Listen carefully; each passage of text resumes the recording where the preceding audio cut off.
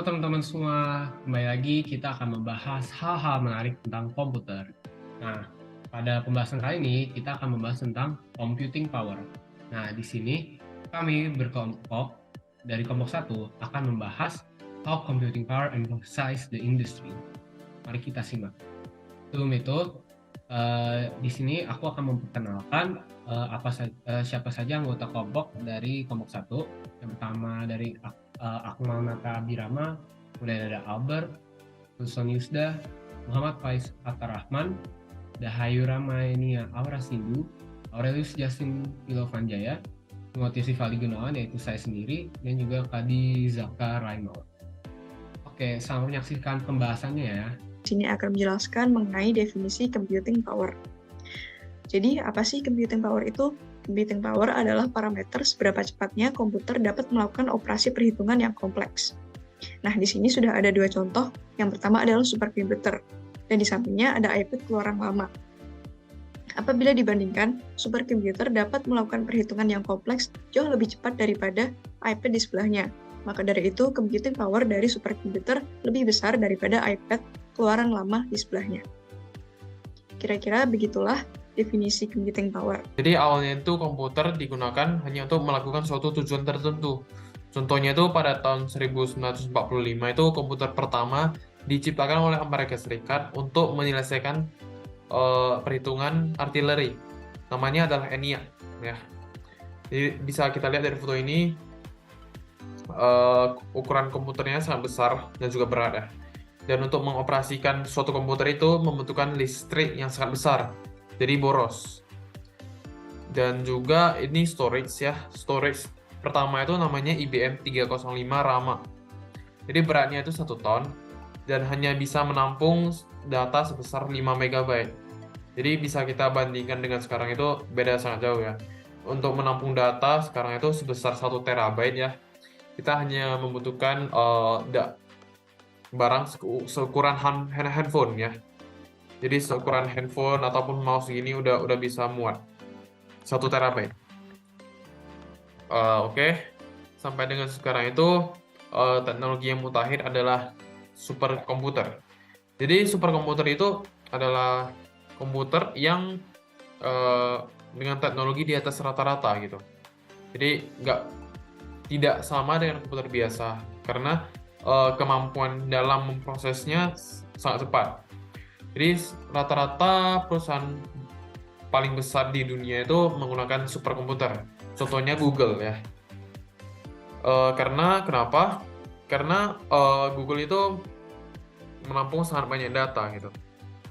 Jadi untuk memproses data yang sangat besar ya, dalam skala besar dan juga dalam waktu yang singkat itu kita membutuhkan superkomputer. Karena ya superkomputer ini dalam melakukan perhitungan, menyelesaikan sesuatu itu sangat cepat ya. Jadi sekian untuk evolusi dari komputer. Saya akan menjelaskan apa peranan pemerintah, industri, dan peneliti dalam memajukan kekuatan komputasi. Seperti yang dapat dilihat pada gambar ini, peranan pemerintah yang pertama adalah untuk membiayai atau mendanai penelitian si peneliti agar dapat berjalan dengan lancar dan tanpa hambatan. Lalu, industri juga berperan untuk menyuplai atau memasokkan segala bentuk infrastruktur atau produk-produk yang diperlukan dalam penelitian si peneliti. Nah, dengan teknologi baru atau terobosan baru yang didapat oleh si peneliti dari hasil pendanaan dan pemasokan oleh pemerintah dan industri, teknologi baru tersebut dapat diaplikasikan dalam kegiatan-kegiatan pemerintahan untuk membuatnya menjadi lebih efisien, ataupun kegiatan produksi industri untuk membuatnya menjadi lebih produktif ataupun lebih efisien. Computing power diperlukan untuk menjalankan simulasi, memodelkan sistem yang kompleks, serta menganalisa dataset yang cukup besar, sehingga dengan adanya fungsi-fungsi tersebut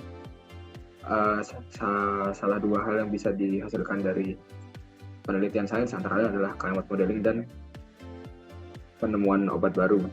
Climate modeling sendiri tentunya memerlukan data-data dari lingkungan seperti kemungkinan datangnya bencana alam serta prediksi cuaca yang tentunya memerlukan dataset yang sangat besar dan tentunya semakin besar lagi untuk penelitiannya. Dan untuk penemuan obat, hal tersebut tentunya perlu dataset yang besar juga untuk menemukan potensial bahan-bahan yang dapat dijadikan obat. Oleh karena itu, sangat diperlukan high computing power. Walaupun saat ini telah terjadi pengembangan yang sangat signifikan pada computing power, masih terdapat beberapa batasan-batasan kemampuan computing power saat ini. Batasan yang pertama adalah konsumsi energi. Saat perangkat komputasi menjadi lebih kecil dan lebih kuat, mereka juga memerlukan lebih banyak energi untuk beroperasi.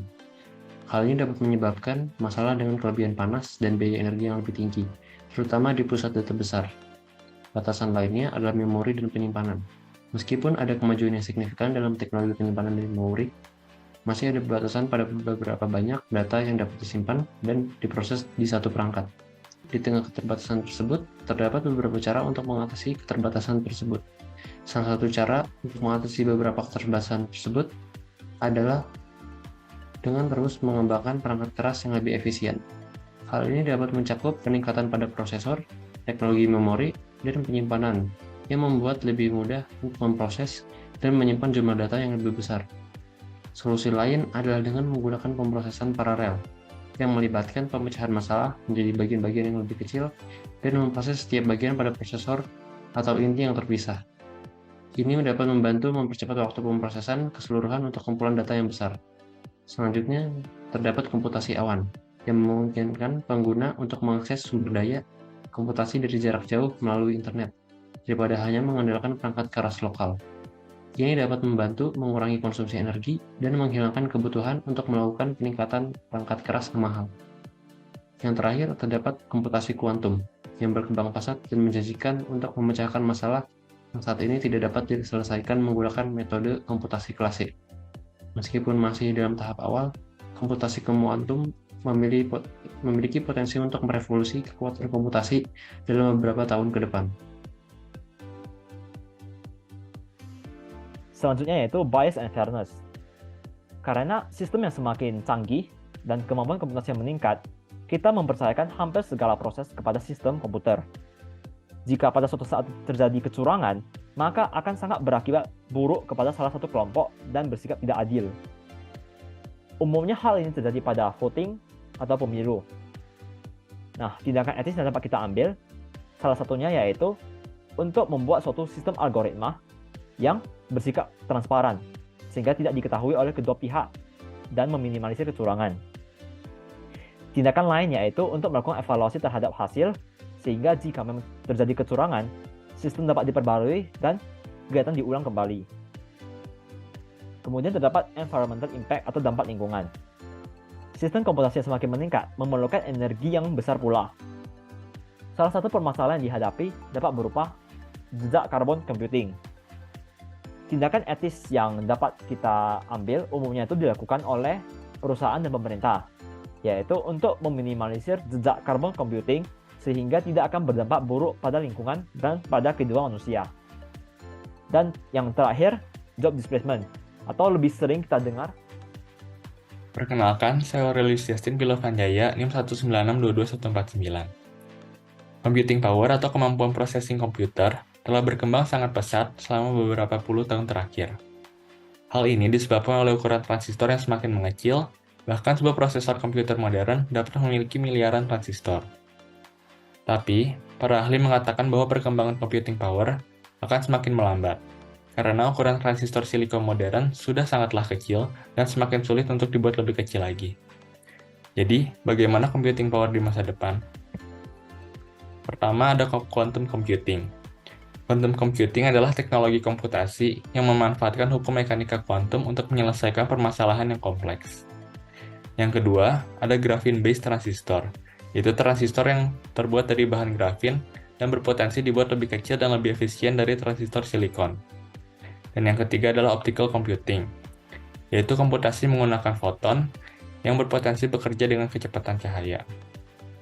Selain itu, contoh aplikasi computing power di masa depan adalah AI yang semakin canggih dan lebih banyak bidang dibandingkan dengan sekarang. Selain itu, ada juga teknologi dalam bidang transportasi seperti kendaraan otonom.